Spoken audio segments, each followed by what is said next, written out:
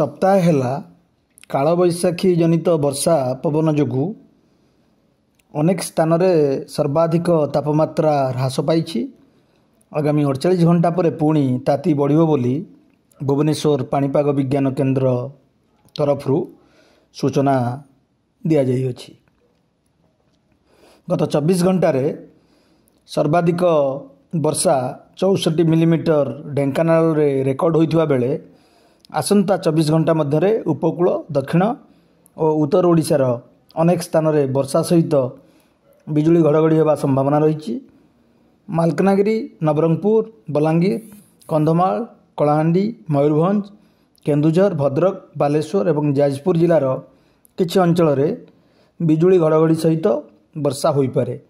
एथिपाई उपरोक्त जिलागुड़ी को पाणीपाग विभाग पक्षरु सतर्क सूचना जारी करा जायछि।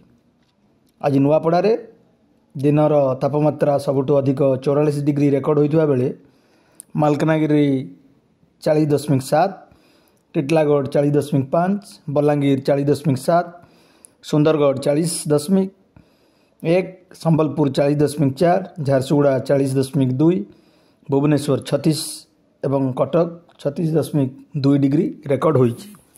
ब्यूरो रिपोर्ट पर्यवेक्षक ओडिशा।